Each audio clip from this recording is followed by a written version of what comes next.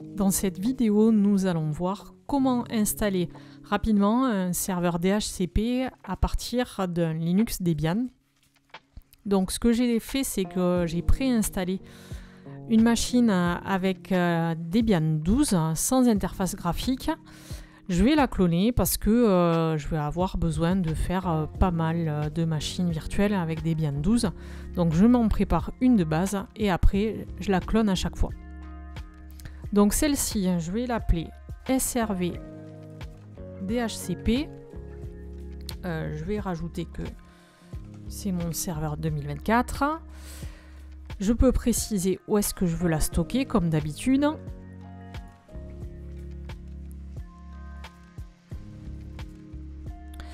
Et ici, je vais générer de nouvelles adresses MAC.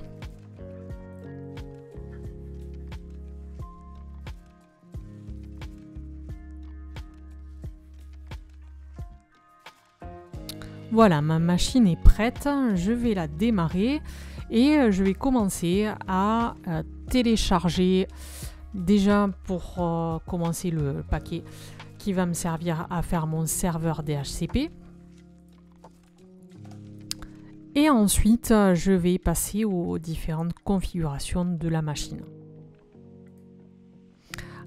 Alors, je me connecte avec l'utilisateur que j'ai créé. Et ensuite, je passe en utilisateur root, super utilisateur. Un petit point au niveau de l'interface réseau de ma machine virtuelle. Je suis, comme d'habitude, pour l'instant en accès par pont parce que je vais justement avoir besoin de télécharger des paquets. Donc le paquet dont je vais avoir besoin s'appelle ISC DHCP. Ah, il ne me le complète pas, j'ai raté un apt-get install, pardon. Voilà, ISC DHCP serveur.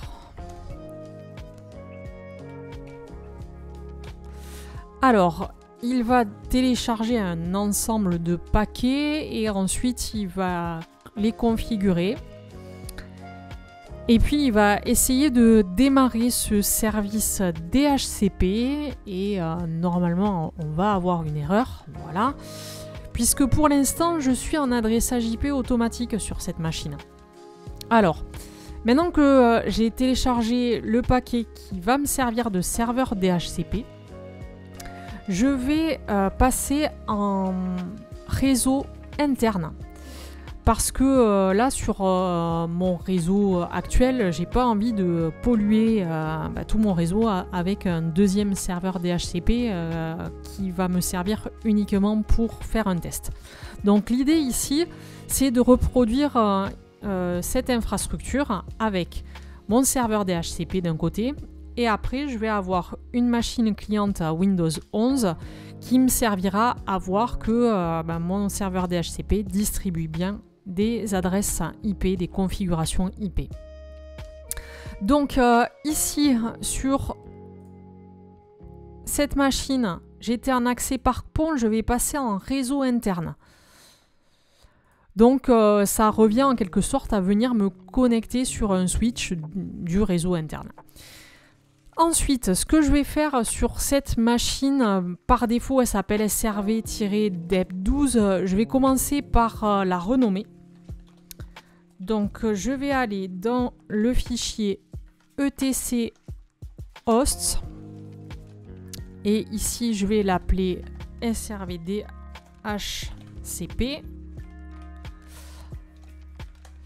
Et je vais faire pareil pour le fichier hostname.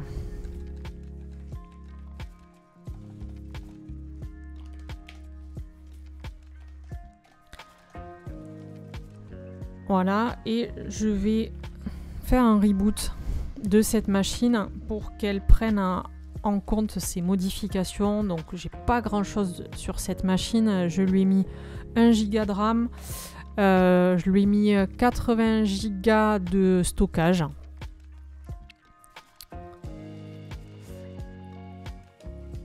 Donc voilà, on voit qu'elle s'appelle maintenant SRV-DHCP.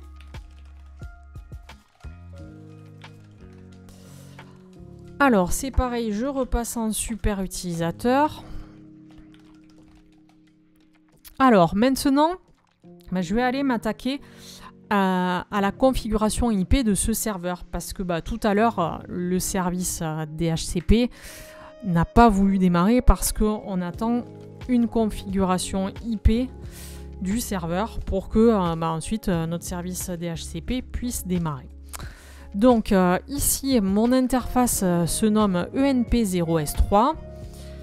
Je vais lui attribuer une adresse IP. Moi, j'ai choisi 172.16.0.20 et je vais y mettre un masque de sous-réseau en 255 deux fois. Et bien sûr, je ne suis plus en DHCP, je suis en statique. Je vais redémarrer mon interface en faisant un if down de ENP0S3 et un if up de ENP0S3. Ensuite, je regarde quelle est mon adresse IP. Donc, je vois bien ici que je suis en 172.16.0.20 sur un masque de 16. Donc, c'est bien ce que je lui avais assigné. Et maintenant, je vais m'occuper de la configuration du serveur DHCP. Donc, pour ce faire, je vais venir modifier le fichier etc default ISC DHCP server. Son interface V4, IPv4, c'est celle qu'on vient de modifier, ENP0S3. Et ensuite, je vais avoir besoin de venir configurer dans le fichier etc DHCP des.conf. Je vais avoir besoin de configurer une étendue. Donc par défaut, il n'y en a pas. Donc je vais faire une étendue toute simple qui va être sur le réseau 172.16 avec un masque de 2 x 255. Et ensuite, ce que je vais venir mettre dans mon étendue, c'est l'étendue en question, la range, avec une étendue qui va démarrer à 50 par exemple et qui va aller jusqu'à 200.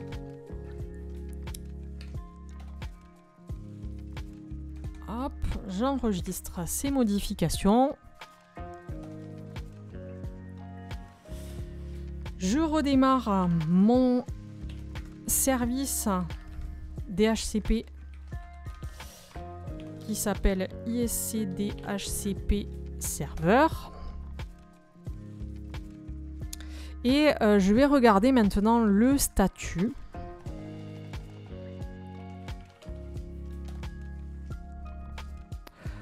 Voilà, donc il me dit qu'il est actif en vert, tout va bien. Et l'idée, c'est que maintenant, je vais venir démarrer un Windows 11 client que je vais mettre aussi en réseau interne. Ah ben, il y est déjà, ça tombe très bien.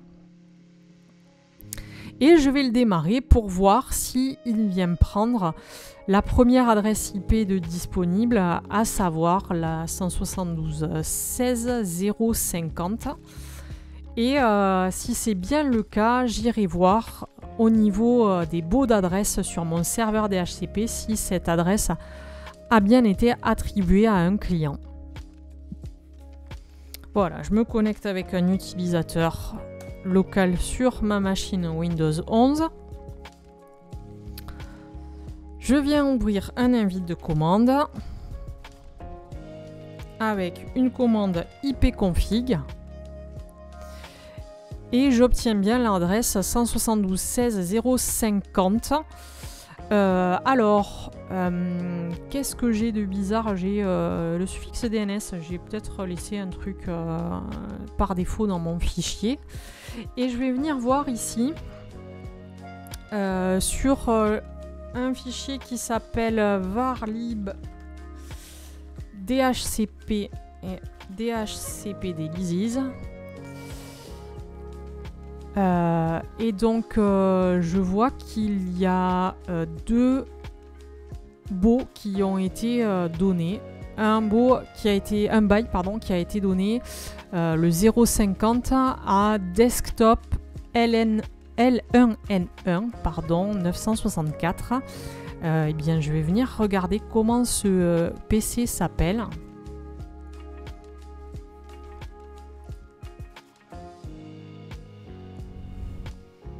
Et donc, je vois bien qu'il s'appelle desktop-L1N1 964.